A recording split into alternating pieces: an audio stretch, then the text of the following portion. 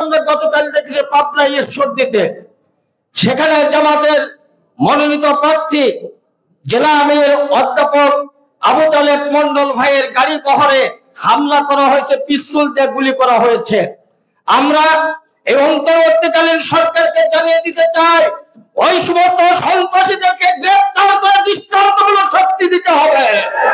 যদি তা না দেওয়া হয়, এই দেশের জনগণ খেপে উঠলে আবার 5ই আগস্ট ঘটনা ঘটবে ইনশাআল্লাহ।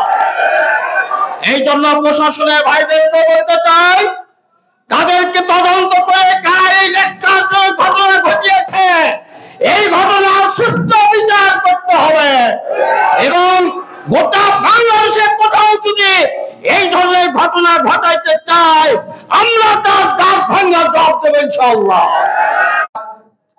আমরা এর পূর্বেও বেশ কয়েকটি যুব সমাবেশ করেছি, যুবকদের নিয়ে আলোচনার অনুষ্ঠান করেছি। শেরপুর পৌরসভায় আজকে মনে হচ্ছে সর্ববৃহৎ যুব সমাবেশ, কি বলেন ঠিক কিনা? এই সমাবেশের একটা মেসেজ আছে, আপনাদেরকে ডাকা হয়েছে কেন, এর একটা মেসেজ আছে, এমনি এমনি ডাকা হয়নি। সেই মেসেজটা হলো, আগামীর যে জাতীয় সংসদ নির্বাচন অনুষ্ঠিত হতে যাচ্ছে, এই জাতীয় সংসদ নির্বাচনে জামাত ইসলামী মনোনীত প্রার্থী আলহাজ মাওলানা দইউর রহমান সাহেবের নির্বাচনী ক্যাম্পিং যে কার্যক্রম, সেই কার্যক্রম পরিচালনা করতে হবে যুবকদেরকে। আর এই নির্বাচনে যদি যুবকরা ভূমিকা রাখতে পারে, শেরপুর পৌরসভাতেও দাঁড়িপাল্লার প্রতীক বিপুল ভোটে বিজয়ী হবে ইনশাআল্লাহ, এটা আমরা বিশ্বাস করি।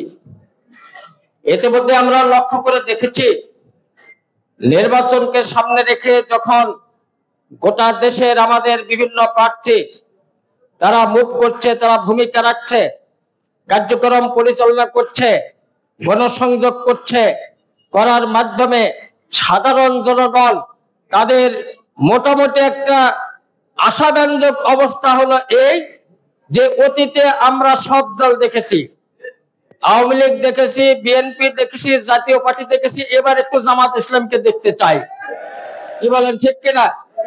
এবার একটু জামাত ইসলামীকে দেখতে চাই। এটা জনগণের মধ্যে একটা কলরব তৈরি হয়ে গেছে, সব জায়গাতে জনগণ এই কথাগুলো বলছে, বলার কারণে আমাদের বন্ধুরা তাদের মাথা খারাপ হয়ে গেছে।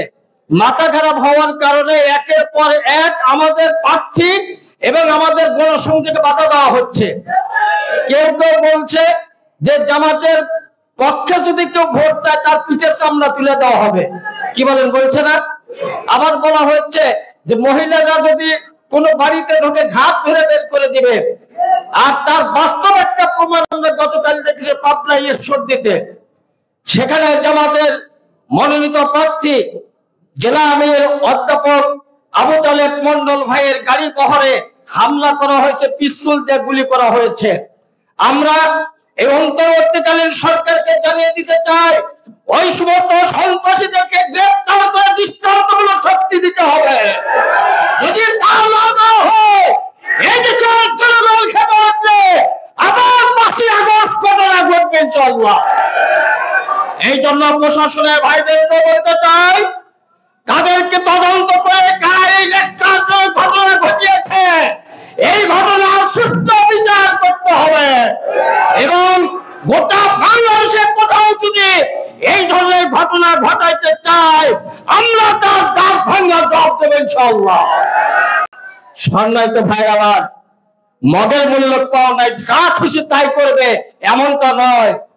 তোমরাও বাংলাদেশের নাগরিক, আমরাও বাংলাদেশের নাগরিক, তোমারও ভোটার অধিকার আছে, আমারও ভোট প্রয়োগের অধিকার আছে, তোমারও জনগণের কাছে ভোট চাওয়ার অধিকার আছে, আমাদেরও ভোট চাওয়ার অধিকার আছে, কি বলেন ঠিক কিনা? এই দেশটা তোমাদেরকে ইজারা দেওয়া হয় নাই যে তোমরা যেমন খুশি তেমন চালাবে, এটা করতে দেওয়া হবে না। এই জন্য আমি বলতে চাই, আগামী নির্বাচনে অনেক চ্যালেঞ্জ আছে, এই চ্যালেঞ্জকে মোকাবেলা করে আমাদের ভূমিকা রাখতে হবে।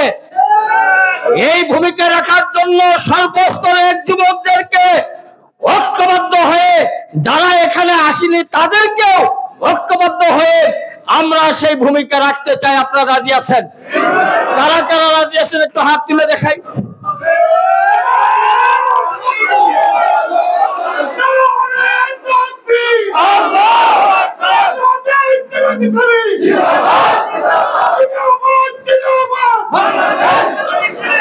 সর্বশেষে বলতে চাই, নির্বাচন পরিচালিত হচ্ছে। আগামীর হয়তো সামনের মাসের প্রথম সপ্তাহে নির্বাচনের তফসিল ঘোষণা করা হবে।